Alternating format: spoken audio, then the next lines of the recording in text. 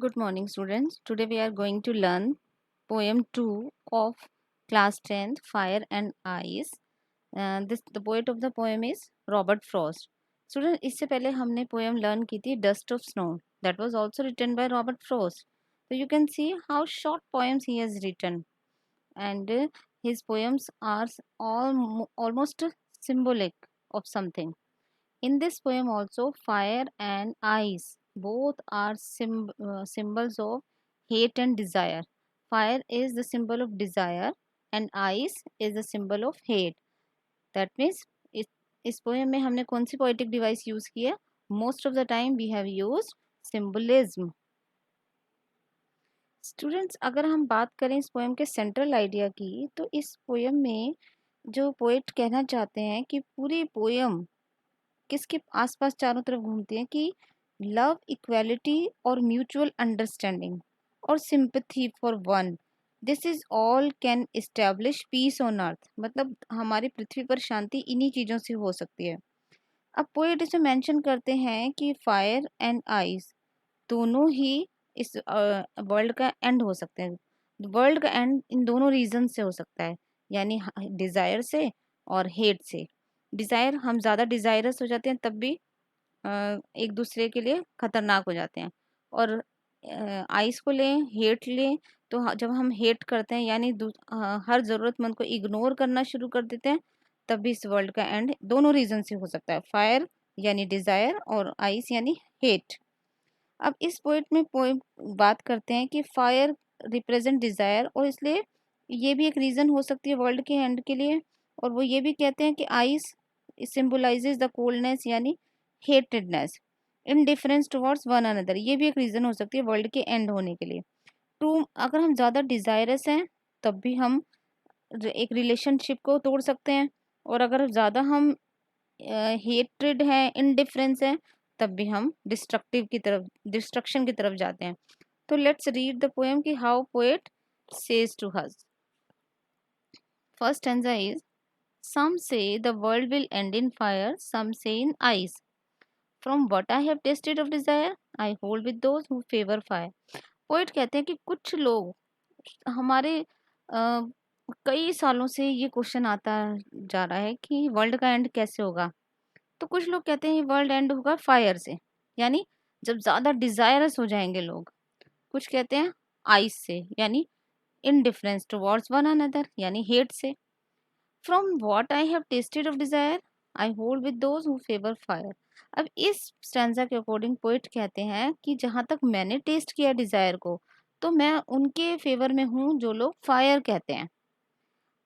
The poet is analysing about the end of the world, यानी इस poem के through poet discuss करते हैं कि वर्ल्ड का एंड कैसे होगा. The poet provides and deals with two possible causes for the end of the world. अब दो पॉसिबल कॉजेज बताते हैं, रीजंस बताते हैं कि वर्ल्ड का एंड कैसे होगा. अब वो कहते हैं कि एज ओल्ड क्वेश्चन है ये हमारे पास कि वर्ल्ड कैसे एंड होगा. Both the two reasons contrast each other and are equally opposite to each other. अब ये जो दोनों रीजंस है फायर एंड आइस, दोनों इक्वल एंड अपोजिट है एक दूसरे से. ऑन वन साइड द एक तरह की डिबेट चल रही है ये, कि कुछ लोग ये कह रहे हैं कि वर्ल्ड एंड होगा फायर से, कुछ कह रहे हैं आइस से होगा. तो this is a kind of the debate also occurs in this poem. Some people says that the world will be the heat and the passion which will lead to humanity. Okay, some says it will be the result of the ice which will freeze the world. लेकिन Frost is providing a powerful statement on the subject of grid and jealousy. अब वो कहते हैं, poet इस stanza में उनका favour करते हैं जो ये कहते हैं कि जो लोग डिजायरस हैं. Now in second stanza, but if he had to perish twice, I think I know enough of hate to say that for destruction ice is also great and would suffice. देखिए, यहाँ पे meaning है perish. Perish meaning is given to you, that means die, and suffice be sufficient. Here the poet says कि भाई अगर उनको chance मिले. अब देखिए बेटा बच्चों, but if he had to perish twice, भाई अगर वर्ल्ड को दूसरी बार चांस मिलता है एंड होने के लिए, he had to perish twice.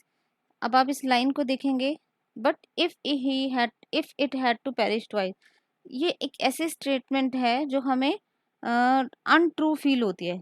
तो इस टाइप की स्टेटमेंट को हम कौन सी पोइटिक डिवाइस बोलते हैं? पैराडॉक्स। ओके, तो यहाँ पर कौन सी पोइटिक डिवाइस है? पैराडॉक्स। ऐसी स्टेटमेंट जो ट्रू फील ना हो। तो पोइट कहते हैं अगर वर्ल्ड को दूसरी बार एंड होने का, पेरिश मीन्स यहाँ आपको गिवन है, अगर वर्ल्ड दूसरी बार एंड होता है, दूसरी बार, I think I know enough of hate. तो पोइट कहते हैं ice, ice is symbol of hate, कि हेट भी उतनी ही पावरफुल है जितनी की desire. To say that for destruction ice, if we talk about the destruction of the world, is also great and would suffice. That means that will be sufficient to discuss. Frost directs the reader to the shy. वो ये कहते हैं कि the power of hate which is symbolized in the poem by Ice, hate according to the speaker is just as powerful as desire. While desire consumes quickly, hate just as great and powerful. In fact, by ending the poem with the concept of hate, तो we can say कि first stanza में poet उनका favour करते हैं जो fire की तरफ थे, और सेकंड स्टेंजा में आइस का। Let's discuss about the rhyming scheme of the poem also. Now students, you can see rhyming scheme: fire, desire and again fire, they are all rhyming same, so we have taken them as a. Ice is rhyming different, so we have taken it as b. So what is the rhyming scheme? A b a. I have written here, this is wrong. You can see I have written again here by rubbing it. The rhyming scheme is a b a. A b a. This is the rhyming scheme. Poetic devices I have discussed. Symbolism: fire is symbolizing desire, ice is symbolizing hate, and paradox is also used here. Sorry, I have drawn it. Let me erase it. Okay, wait for a minute.